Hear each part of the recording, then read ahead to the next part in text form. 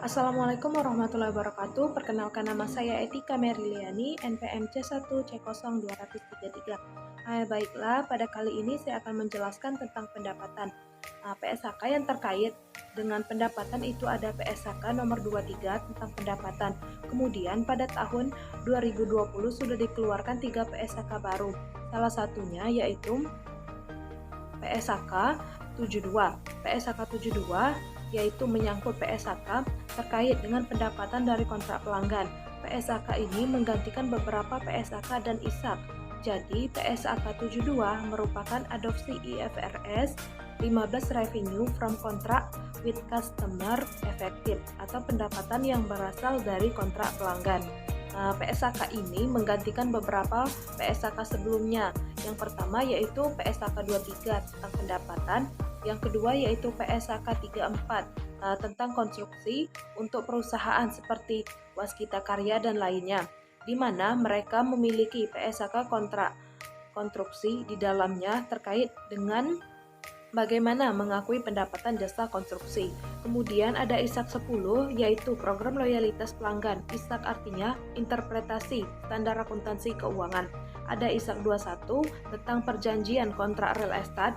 Yang kedua ada ISAK 27 yaitu tentang pengalihan aset dari pelanggan, dan PSHK 44 tentang akuntansi akuitas pengembangan real estate. Jadi, semua PSHK yang di dalamnya terdapat aturan atau standar yang berkaitan dengan pendapatan itu dicabut dan digunakan PSHK 72. Dan sekarang IAI paling sering memberikan pelatihan PPL itu dalam kaitannya dengan PSHK 71 tentang instrumen keuangan dan PSHK 72 pendapatan dari kontrak pelanggan, dan PSHK 73 tentang sewa. 5 elemen utama yaitu aset, liabilitas, ekuitas, penghasilan atau income, dan beban akan dijumpai dalam laporan keuangan. 3 pertama dalam laporan posisi keuangan, dan 2 terakhir dalam laporan laba rugi. Penghasilan atau income adalah setiap peningkatan manfaat ekonomis atau setiap kenaikan manfaat ekonomis dalam satu periode. Jadi, kita melaporkan penghasilan itu dalam satu periode, apakah bulan atau tahun, yang ditandai dengan adanya aliran kas masuk, kemudian peningkatan aset lain selain kas, kemudian dan atau penurunan liabilitas. Jadi kita juga bisa mengatakan ada income atau ada kenaikan manfaat ekonomis itu ketika terjadi penurunan liabilitas. Utang yang dimiliki turun, maka itu disebut dengan kenaikan manfaat ekonomis. Kemudian tambahannya yang akan meningkatkan ekuitas perusahaan yang akan mengakibatkan kenaikan ekuitas dan bukan berasal dari konstruksi pemegang saham, itulah penghasilan. Nah, penghasilan ini terbagi lagi menjadi 2, ada pendapatan dan ada keuntungan. Nah, definisi dari pendapatan adalah setiap kenaikan manfaat ekonomis dalam satu periode tertentu yang ditandai dengan adanya aliran kas masuk dan peningkatan aset lain selain kas atau penurunan liabilitas yang berasal dari aktivitas utamanya perusahaan yang akan meningkatkan ekuitas perusahaan dan bukan berasal dari kontribusi pemegang saham. Untuk transaksi pembuktian pendapatan ditandai dengan adanya aliran kas masuk, peningkatan aset lain selain kas, penurunan liabilitas yang berasal dari aktivitas utamanya, meningkatkan ekuitas perusahaan dan bukan dari kontribusi pemegang saham. Nah, prinsip pengakuan pendapatan di mana pendapatan dapat diakui ketika jasa sudah diberikan atau ketika barang dagangan telah diserahkan kepada pembeli. Ada beberapa kemungkinan perusahaan mengakui pendapatan tergantung jenis perusahaannya. Yang pertama yaitu perusahaan dagang. Ketika perusahaan dagang telah memberikan barang jualan kepada pembeli bukan saat menerima uang, karena kita menggunakan prinsip accrual basis, yaitu pendapatan diakui ketika barang dagang sudah diberikan. Yang kedua untuk perusahaan jasa, yaitu pendapatan baru bisa diakui ketika jasa telah diberikan, bukan saat uang diterima. Kemungkinan mengakui pendapatan lebih awal atau ditangguhkan. Nah, pengalihan lebih awal dapat digunakan jika perusahaan merasa punya keyakinan yang tinggi mengenai jumlah yang dapat diterima. Jadi, kapan kita harus menunda pengakuan pendapatan? Yang pertama yaitu pada tingkat ketidakpastian mengenai jumlah pendapatan atau biaya yang dikeluarkan cukup tinggi. Dan yang kedua yaitu penjualan tidak mempresentasikan penyelesaian substansial dari proses pendapatan. Bagaimana saat kita menjual memberikan adanya diskon kepada orang membeli partai besar? Maka untuk kasus ini pendapatan harus diukur pada nilai wajar atas imbalan yang diterima atau dapat diterima, maka jumlah yang akan kita terima nanti itu tidak sebesar harga jual, tetapi harga jual setelah dikurangi dengan diskon, maka itu yang akan kita catat sebagai piutang kita pada penjualan itu sebesar nilai bersih, yaitu penjualan dikurangi dengan diskon. Lalu bagaimana jika pembayarannya ditangguhkan? Misal nih, pembeli membayar dengan wesel, maka nilai wajar imbalan ditentukan dengan pendiskonan seluruh penerimaan di masa depan dengan menggunakan tingkat bunga tersirat. Kemudian bagaimana terkait dengan penjualan barang yang ditukar? Jika barang atau jasa yang dipertukarkan untuk barang atau jasa dengan sifat dan nilai yang serupa, maka pertukaran tersebut tidak dianggap sebagai transaksi yang menghasilkan pendapatan.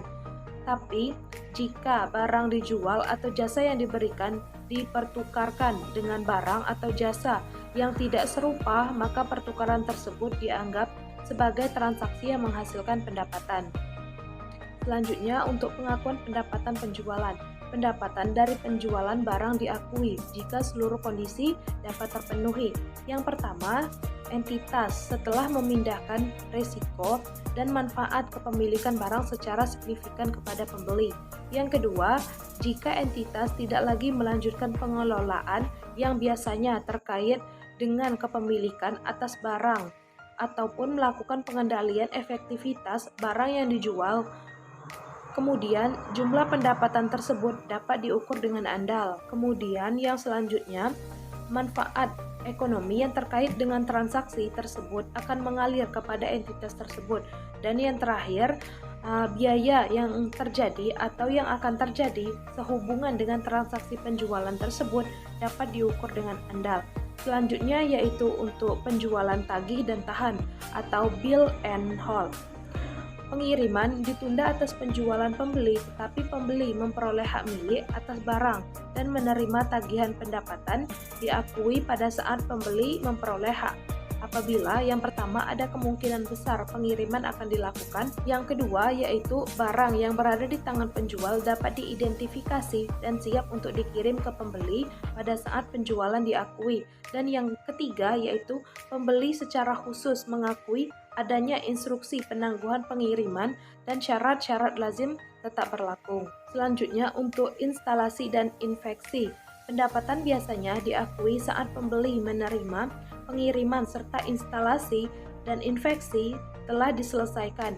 Namun, pendapatan diakui segera setelah pembeli menerima pengiriman ketika yang pertama yaitu proses instalasi sederhana atau pemeriksaan dilakukan hanya untuk tujuan penentu akhir kontrak. Selanjutnya yaitu hak pengendali untuk pembeli. Jika terdapat ketidakpastian mengenai kemungkinan pengembalian atas barang, maka pendapatan diakui ketika pengiriman telah secara resmi diterima oleh pembeli atau barang telah dikirimkan dan jangka waktu untuk penolakan telah berlalu. Selanjutnya, metode pengakuan yang dapat digunakan adalah yang pertama, tidak mencatat penjualan sebagai sampai semua hak-hak pengendali kadaluarsa. Yang kedua, pencatatan penjualan tetap dikurangi dengan perkiraan pengembalian di masa depan penjualan. Selanjutnya yaitu penjualan konsiasi. Penerima atau pembeli konsigna berjanji untuk menjual barang atas nama pengirim atau penjual konsigator. Nah, pendapatan diakui oleh pengirim saat barang telah dijual oleh penerima kepada pihak ketiga. Penerima tidak mencatat barang yang akan dijual sebagai asetnya. Pengirim mendapat laba atas penjualan dan pengirim mendapat komisi atas penjualan. Selanjutnya yaitu penjualan dicicil atau installment sales. Pendapatan terkait dengan harga penjualan tidak termasuk bunga diakui pada tanggal penjualan. Harga jual adalah nilai kini dari imbalan dengan mendiskonkan cicilan piutang pada suku bunga tersirat. Elemen bunga diakui sebagai pendapatan ketika telah menjadi haknya dengan menggunakan metode suku bunga efektif. Mungkin itulah penjelasan dari saya. Saya akhiri. Wassalamualaikum warahmatullahi wabarakatuh.